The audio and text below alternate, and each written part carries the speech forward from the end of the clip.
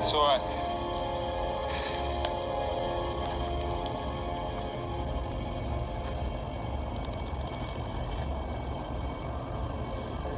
Thank you. Who is your friend? I'm Lancelot. Of course. Sir Lancelot, the bravest and most noble of them all. I'm not sure that's true. We shall see. For now, there are more pressing things at hand. The Dorocher cannot be allowed to remain in this world. The sundered veil must be restored. We're on our way to the Isle of the Blessed to help Arthur heal it. Indeed. But at what price? I know that the spirit world demands a sacrifice. It demands nothing. It is the Calyx, the gatekeeper to the spirit world, who asks such a price. And there is no other way. There is not. Arthur intends to sacrifice himself to heal the veil. It is my destiny to protect him. You taught me that. Merlin, you must not do this. And I have no choice. I must take his place. From the moment I met you. So, I was watching this show here, The Adventures of Merlin, right? And as I'm watching it, a lot of the stuff, as a child, I missed this, right? It wasn't obvious to me. But now I'm listening to it, and I'm like, wait a minute. I've heard this terminology used in Christianity, right?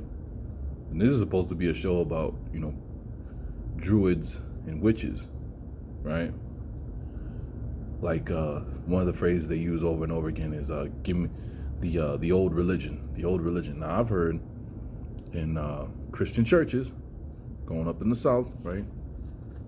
I've heard them saying, give me that some old time religion. I know they ain't talking about the Old Testament, because when I go back and try to talk to them about the Old Testament, about the Afro-Asiatic, about the who the real people are, what translation I'm using, how the King James is off, they don't want to hear it. Their religion now they only really focus on is Christianity. Sure, they're familiar with the stories of the Old Testament, but they don't take that stuff serious.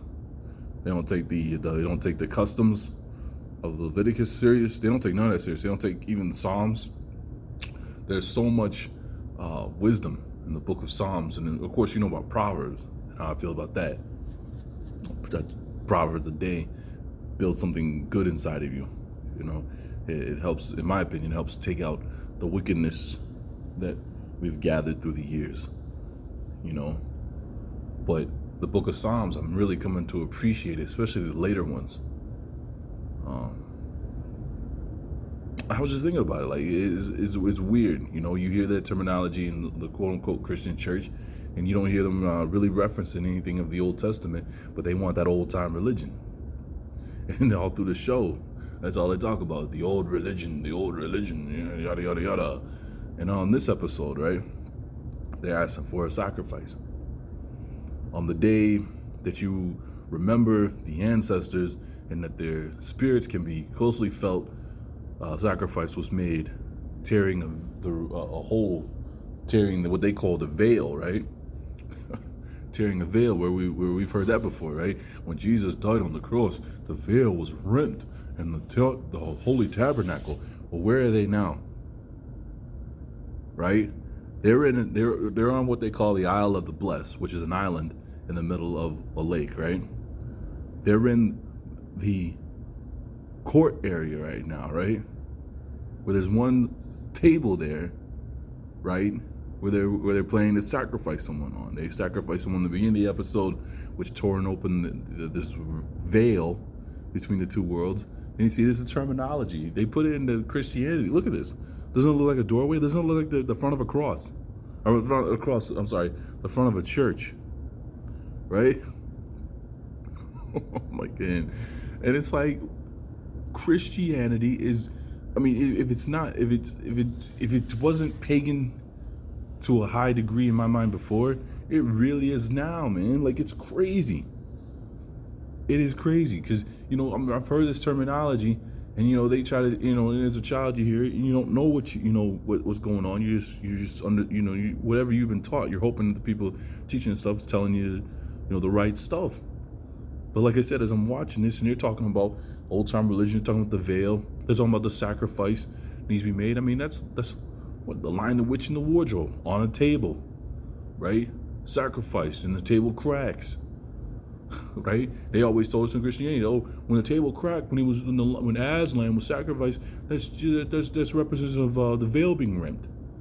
So there's something in paganism where it's important for this veil, right? For them, the veil being rent means the things that are in the dead world, the place where the dead are supposed to be, are not allowed to come into the world of the living. You know what I'm saying? And it's like, okay, that piques my curiosity. In paganism, what is with their idea of this veil being rent? Because they for some reason they put it in Christianity to remind you, that when the veil is rent, that quote unquote now anybody and everybody can come before God. When before it was a Levite. Well, now anybody can do it, making everybody a priest and a priestess, right? Making everybody a Levite in their eyes. Well, then.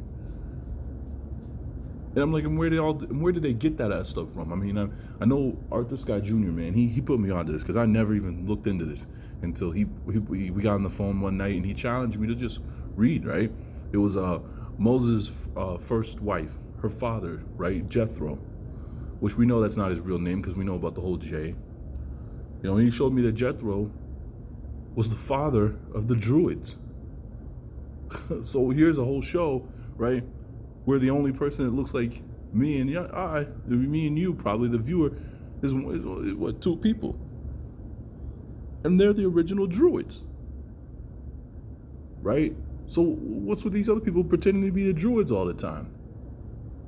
I showed you that thing there in what was it, in Kentucky, right?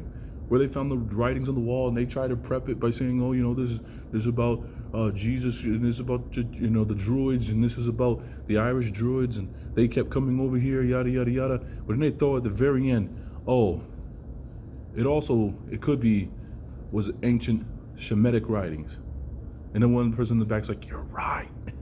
So that tells you the Druids, quote unquote, wrote in an Afro-Asiatic language, the Shemitic language.